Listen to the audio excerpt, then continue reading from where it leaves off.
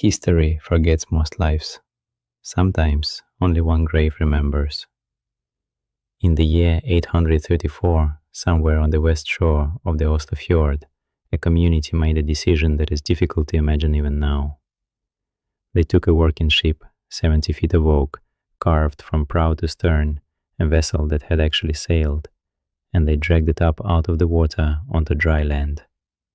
Then they filled it. A wooden cart, 4 sledges, each one carved by hand, beds, chests, a loom still strung with unfinished cloth, food, tools, around 15 horses, dogs, and ox. And then they buried all of it under a mound of earth and clay and left it there. It is the richest burial the Viking Age has ever given us, and it was built for 2 women. In 1904, a farmer working a field at a place called Oseberg struck something solid under his plow. What came out of that mound over the next months was not what anyone expected from a grave. The blue clay of the mound had sealed the ship almost airtight. Wood survived, textiles survived, leather survived. Things that should have rotted 1,000 years ago came up still holding their shape. The prow curls into a spiral of carved animals so fine that people still argue about how many hands made it. The sledges are covered, non-decorated, covered in interlacing beasts, worked into every surface that could hold a knife. They are fragments of tapestry, rows of figures, horses, wagons, a procession. And there is the ship itself. Tree-ring dating puts its construction at around 820 and the burial at 834, which means this was not a funeral prop built for the occasion. It was a real ship. It has sailed for over a decade, and then someone decided its last voyage would be into the ground. It is worth stopping to count what this actually cost, because the number is the story. A ship like that represents years of skilled labor, felling, shaping, riveting, and the specialized knowledge of people who knew how to make oak hold the sea. The carvings on the sledges and the cart are not quick work. They are the output of master craftsmen working for a very long time on objects that would be seen once, briefly, and then covered with soil forever. The textiles were woven by hand, thread by thread. Then add the animals. Around 15 horses in a farming society. 15 horses is not an offering, it's a catastrophe. It is capital that could have worked the land for a generation, killed in a single afternoon. And add the mound itself, earth and clay hauled and piled by hundreds of hands until it stood high enough to be seen from the water. None of this is practical, none of it fits anyone. Every part of it was designed to be witnessed, and then to be permanent. Inside the ship, in a timber chamber built behind the mast, were 2 women. One was considerably older than the other. Estimates of their exact ages have shifted over the decades as methods improved, but the older woman was old by the standards of her century, and she had not been well. Her skeleton shows signs of a serious long-term condition, and she would have moved with difficulty. The younger woman was, as far as anyone can tell, healthy. They were laid on beds in a chamber hung with textiles, surrounded by everything listed so far. And immediately, from the moment they came out of the ground, one explanation attached itself to them and never really let go. A queen and her servant. The reasoning was simple. A burial like this belongs to one person. 2 bodies therefore means 1 principal and 1 companion. And in Norse sources there are accounts of enslaved women being killed to accompany the powerful into death. So, the old one was the queen, the young one was the sacrifice. Some went further. In the sagas there is a Queen Osa of this region, grandmother of Norway's first king, and for over a century people have wanted her to be the woman in that ship. There has never been anything but the coincidence of place and period to support it. Here is where the science makes things harder instead of easier. When the skeletons were reburied in 1948, a few small fragments were held back and kept at the University of Oslo. Decades later, those fragments could be tested with methods nobody in 1904 could have imagined. Radiocarbon dating confirmed the period. Then researchers looked at what the bones could say about how these 2 women had lived.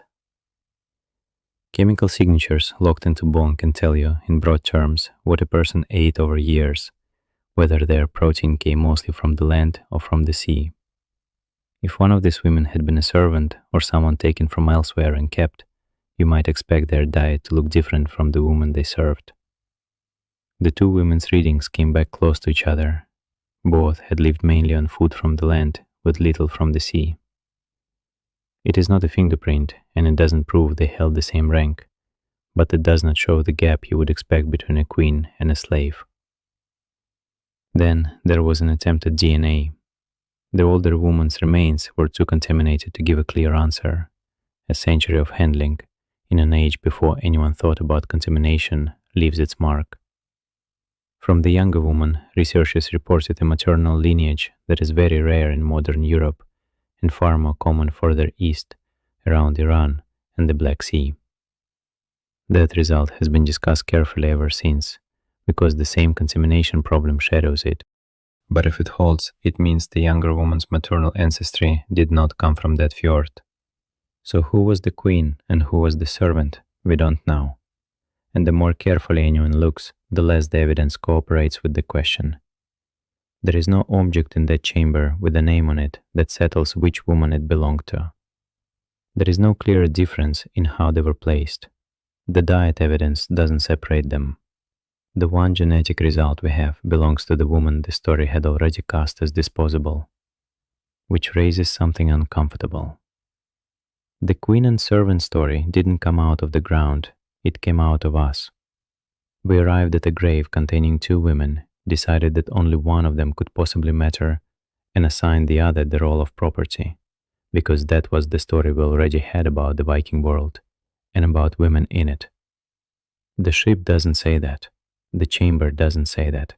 It is entirely possible that this was a burial for two people, and that both of them were the reason for it. There is one more thing that happened to this grave, and it happened long before 1904. Sometime after the burial, still in the Viking Age, someone dug into the mound. Not idly. It took effort and planning and knowledge of exactly where to break through. They reached the burial chamber. They disturbed the women. Bones were moved and scattered. Some were never recovered at all. And then they left the ship, the cart, the sledges, the carvings. Whatever they came for, it was not the treasure.